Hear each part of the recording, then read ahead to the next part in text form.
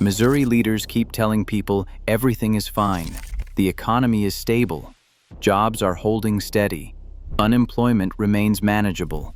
Every press conference, every economic report, every official statement delivers the same reassuring message. Nothing to worry about here. But behind the scenes, the math is breaking. Jobs are disappearing quietly, not in dramatic announcements that make evening news, not in mass layoffs that generate headlines, not in factory closures that force politicians to respond publicly. They are disappearing in ways designed to avoid attention. Hiring freezes never get announced. Positions are eliminated through natural attrition and never get replaced. Growth plans are quietly redirected to other states, while Missouri offices continue operating as if nothing changed. Missouri officials are scrambling to keep the narrative from cracking before anyone notices what is actually happening. This is not a headline collapse. This is not the kind of economic crisis that generates emergency responses, federal attention, and community organizing. This is something far more dangerous. A silent one. The kind of decline that happens gradually enough that each individual change seems insignificant, until you look up one day and realize the foundation has eroded beneath your feet. Today, we are breaking down what is actually happening to Missouri's job market, why officials are not talking about it, and what it means for everyone living in a state that is quietly being written out of corporate America's future plans. Here's the first thing you need to understand about how the modern economy actually works. Companies do not leave states the way they used to. 20 years ago, when a major employer decided to exit a state, there was drama. Press conferences where executives explained their difficult decision, local news coverage with worried workers, politicians scrambling to offer incentives, tax breaks, anything to reverse the departure. That model is obsolete. Today's corporate exits are engineered for invisibility. No dramatic announcements, no farewell statements, no warnings that might generate negative publicity or trigger political responses. Instead, companies execute a three-step process designed to extract themselves from states without ever admitting they are leaving. Step 1. They freeze hiring, not publicly, just quietly. When employees leave, those positions do not get filled. When departments need expansion, the expansion happens elsewhere. The workforce shrinks through what human resources departments call natural attrition, a clinical term for slowly bleeding headcount without ever announcing cuts. Second, they consolidate offices. The Missouri location does not close, it just gets smaller. Functions are centralized at headquarters in Texas, Tennessee, or North Carolina. Decision-making authority moves to offices in states where the company is actually investing. What remains in Missouri is a satellite operation, still technically present but no longer part of the company's strategic future. Third, they shift future growth elsewhere. New facilities are built in other states. Expansion plans bypass Missouri entirely. Investment flows to locations corporate leadership has decided matter more. On paper, the company is still in Missouri. They still have an office. They still employ people. They still appear in economic reports as a Missouri employer. In reality, Missouri stopped being part of that company's future the moment leadership decided to grow elsewhere. And this is exactly what is happening right now, across multiple industries, multiple companies, and multiple sectors of Missouri's economy. Official reports say Missouri's job market is stable.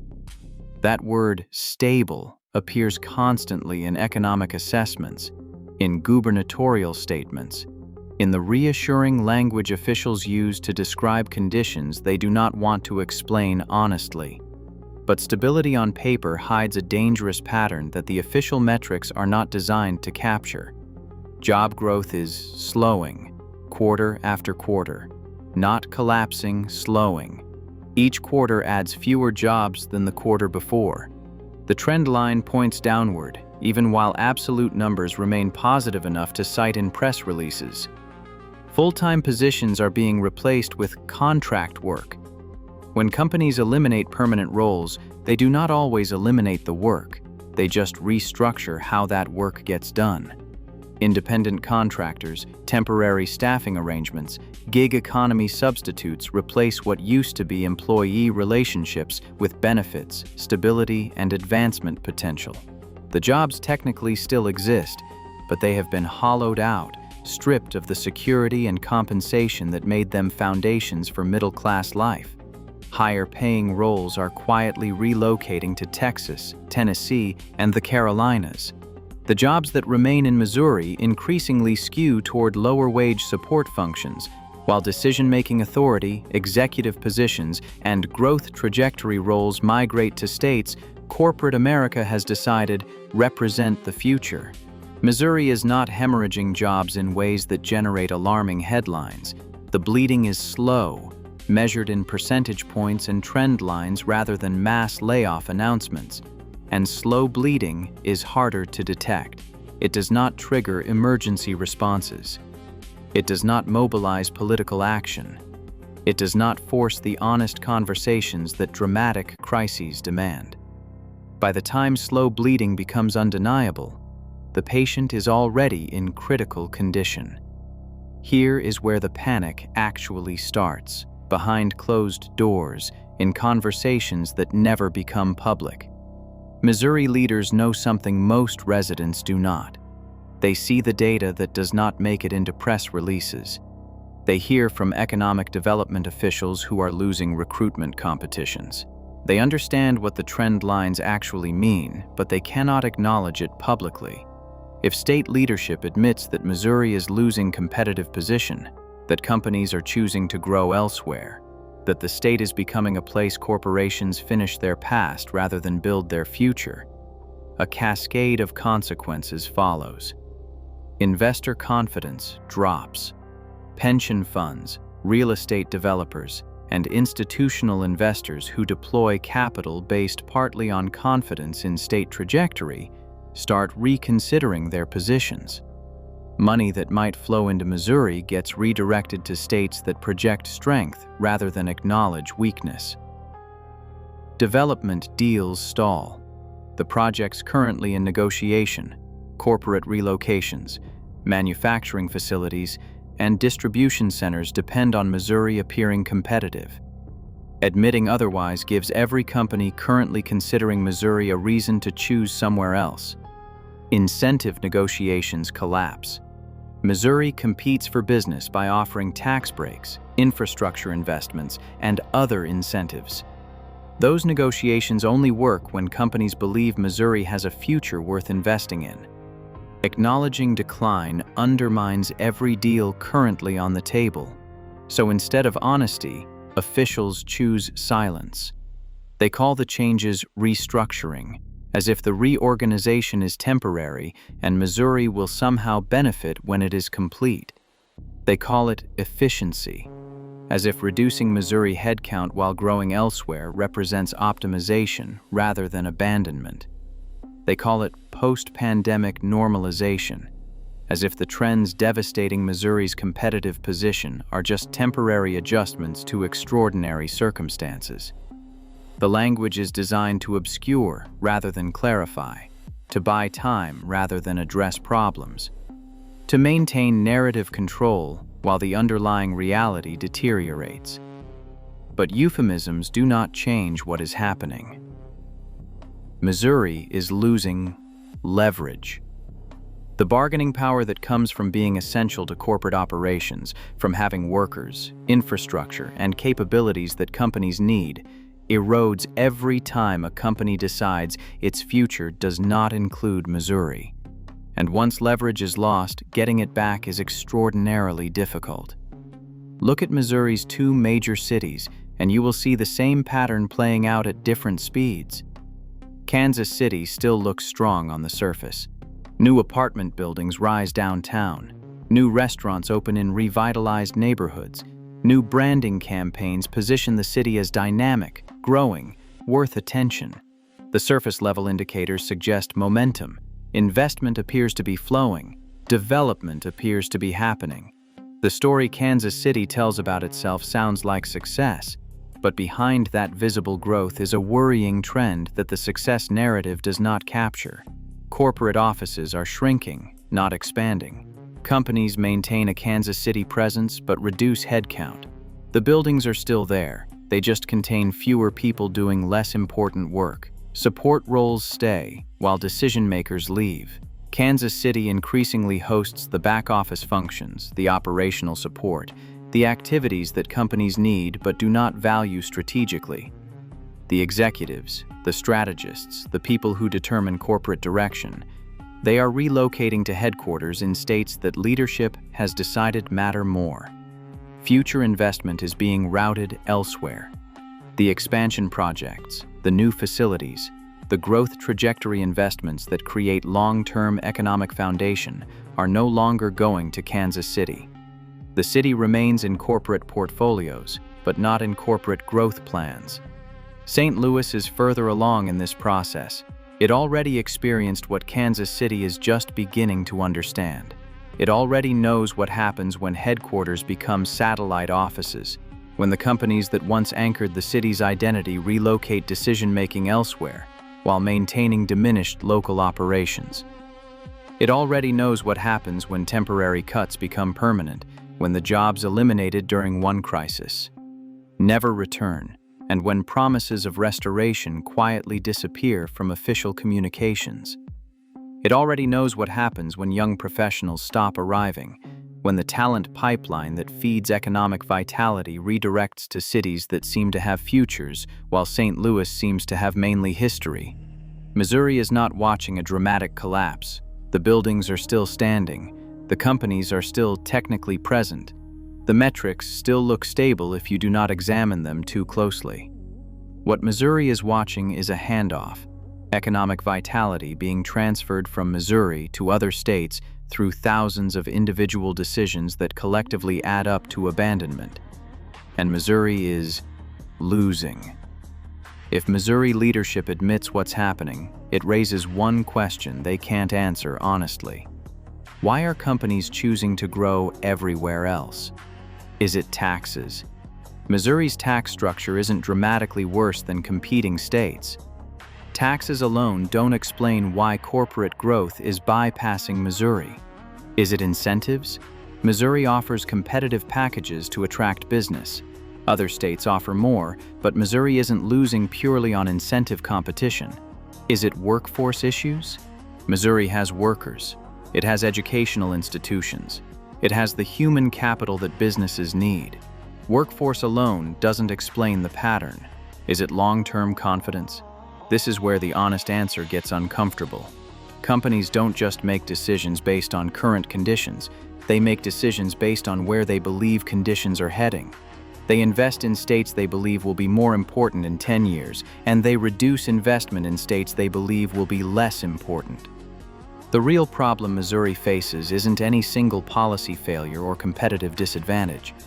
The real problem is this: Missouri is no longer where companies plan their future. It's where they finish their past. Corporate America has made a collective judgment that Missouri's trajectory doesn't justify investment in Missouri's growth. That judgment may be right or wrong, fair or unfair, but it's the judgment being made. And it shows up in every hiring freeze, every consolidation, every growth plan that roots expansion elsewhere. That realization terrifies policymakers because they don't have a clear answer for it. They can adjust tax rates, they can increase incentive packages, they can fund workforce development programs, but they can't easily change the perception that Missouri's best days are behind it. And that perception, whether accurate or not, is shaping the decisions that determine Missouri's actual future. This is how states fall behind in the modern economy. No collapse, no sirens, no crash that demands response. Just a slow accumulation of small decisions that individually seem insignificant, but collectively transform economic reality. Fewer promotions for Missouri-based employees because the path to advancement now runs through offices in other states. Fewer transfers bringing talented workers into Missouri because companies route high-potential employees to locations they are actually investing in. Fewer expansion projects approved for Missouri locations because growth capital flows to states that corporate leadership believes in. Each individual decision seems minor. A promotion given to someone in Texas instead of someone in Missouri doesn't make headlines. A transfer routed to Tennessee instead of Kansas City doesn't trigger economic analysis. An expansion project built in North Carolina instead of St. Louis doesn't generate political response. But thousands of these decisions accumulate. Eventually, housing demand softens because the workers who would have bought homes in Missouri are building their careers elsewhere. Eventually, wages stagnate because the competition for talent that drives wage growth happens in states where companies are actually expanding. Eventually, young workers leave because they can read the signals even when officials won't speak them aloud. Young workers follow opportunity. When opportunity migrates elsewhere, young workers follow. And by the time the official data admits what's happening, by the time the metrics become undeniable and the trend lines impossible to spin, the damage is already locked in. The companies have already made their decisions. The investments have already flowed elsewhere. The talent has already relocated. The momentum has already shifted. That's how states fall behind without realizing it. Not through dramatic failure, but through gradual abandonment that becomes visible only after it's too late to reverse. As the national economy tightens, as interest rates remain elevated, as corporate budgets face pressure, and as companies make ruthless decisions about where to invest limited resources, the dynamics affecting Missouri accelerate. Companies under pressure do not spread investments across many states hoping all of them work out. They concentrate resources in the locations they believe matter most. They choose one hub instead of 3, one growth state instead of 5, one winner, and many quiet losers. Missouri is being treated as optional, not essential, not strategic, not worth fighting for when resources are constrained. Optional states do not get saved when the pressure increases. They get cut, quietly and invisibly, through the same mechanisms already reshaping Missouri's economic position. Companies that remain in Missouri will continue operating local facilities until they do not, until the next round of cost-cutting makes maintaining optional locations harder to justify. Until the next strategic review concludes, Missouri operations do not contribute enough to warrant continuation. Missouri officials cannot admit this publicly. Doing so would accelerate the dynamics they are trying to slow, confirm the perception they are trying to counter, and make the outcome they fear more likely. So they stay silent. They cite stability, and they avoid the conversations that honesty would require. But the silence tells you everything you need to know. Missouri officials are not panicking publicly. You will not see press conferences acknowledging competitive decline. You will not hear speeches addressing why companies are choosing to grow elsewhere. You will not find honest assessments of what the trend lines actually mean in official communications. The silence itself is the signal. When leaders stop talking about job growth, when the celebration of new positions and expansion announcements that used to fill press releases quietly disappears, that absence communicates what words cannot. When exits stop being announced, when companies leave without press releases, without explanations, and without the drama that used to accompany corporate departures, that invisibility reveals a strategy designed to avoid accountability. When stability becomes the headline, when officials who used to tout growth now celebrate merely not collapsing, that shift in language tells you everything about what they are actually seeing. That is when the real panic starts. Not the public panic that generates responses, but the private panic that produces silence. The question is not whether Missouri is losing jobs. The question is how long officials can pretend it is not. How long the narrative of stability can hold before reality becomes undeniable. How long residents can be reassured before they notice the reassurances do not match their lived experience. If you live in Missouri, Pay attention to what is not being said. Watch for hiring freezes that never get announced. Notice which positions do not get filled when colleagues leave. Track whether promotions and opportunities flow to Missouri or to offices elsewhere. Official data will not tell you what is happening until long after it has happened. But you can see it in your workplace, your industry, and your community if you are paying attention. Ask yourself, does the story you are being told match the reality you are experiencing? Drop your observations in the comments. Tell me what you're seeing where you live. Are jobs disappearing quietly in your city? Are companies shrinking without announcing it? Is the official narrative matching what's actually happening on the ground? Your experience matters more than any economic report, because you are living the reality that reports are designed to obscure. If you want the hard truths that other channels will not touch, and the analysis that does not accept official narratives at face value, that follows patterns rather than press releases, and that treats silence as information rather than absence, subscribe to Hard Truth Untold. Because silence is never accidental, and what officials will not say often matters more than what they will.